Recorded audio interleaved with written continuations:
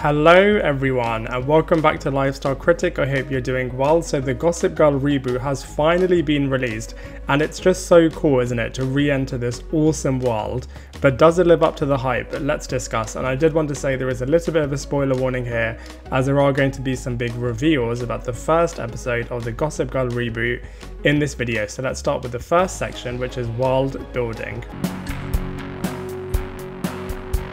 So they do acknowledge the COVID pandemic, which I thought was a really nice touch, and therefore the show is set in present day with the kids returning to the infamous Constance Billard's and St. Jude's High School. I also love the references that they made to the previous OG Gossip Girl characters. I thought it was done so brilliantly and it was really fun to acknowledge the past while moving on with the present and not totally trying to act as if it never happened. Also, I'm loving the fact that the super iconic Met Steps are back in this series, as New York really was its own character in the original series. Speaking of characters, the core rich kids of Manhattan's elite group is also a lot bigger than before, so I think it will take a little bit of time to get used to all of them, but so far, so good. I wouldn't say that they're as epic as the originals yet. Emily Allen Lind is totally channeling major Blair vibes. Firstly, she looks a bit similar to her. She also looks down at people in the same way and seems extremely privileged as well. We didn't see that much of her in this episode though, but either way, I'm really excited about where they'll take this particular character in the future. The sibling rivalry was also really great and something a little bit different too. You just know that it's going to play such a pivotal role throughout the season and the show as well. Julian is definitely the new it girl, but she seems less Blair Waldorf and more Serena van der Woodsen, whilst her half-sister is a little bit more like Jenny. They've definitely put a new spin on all of the roles so they don't feel like carbon copies of the characters from the original series. Also, I'm really liking the authentic diversity that they've got going on in this show. Obi definitely seems to be very similar to Nate Archibald, especially as he's seemingly moving on from Julian to Zoya. If I'm being honest about how the show is shaping up though, none of the friendships seem as epic as the friendship/rivalry of Blair and Serena yet, but as it's got the same creative team behind this reboot, I'm really confident that they'll get there soon. I'm also loving the fact that they brought in the concept of influencing and influencers on social media with these Manhattan elite characters, as they're exactly the type of people that New Yorkers would be following.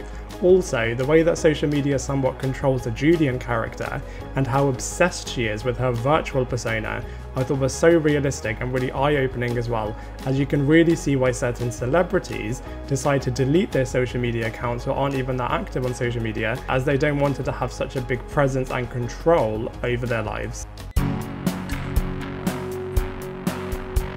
Speaking of technology controlling people, I thought it was really game-changing how they evolved Gossip Girl from an anonymous blogger that it used to be to the actual teachers themselves being Gossip Girl, and revealing this from the get-go really allows the audience to have an insight into what it's like for the characters to upload exposés about other people, and the inevitable guilt, power and control that comes alongside this has been really interesting so far. And I thought it was so funny how they originally chose Twitter and then moved over to Instagram to have the Gossip Girl account. I wonder how this will evolve once the kids leave high school. Maybe one of the friends in the group gets it from the teachers and becomes the new Gossip Girl moving forwards.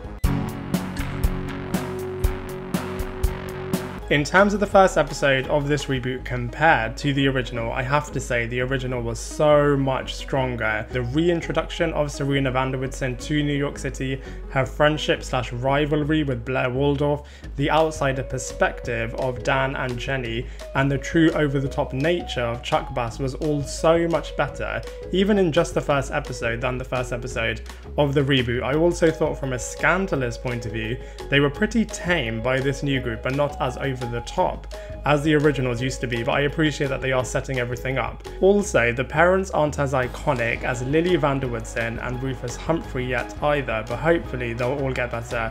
But you know, the teachers, however, are coming across brilliantly.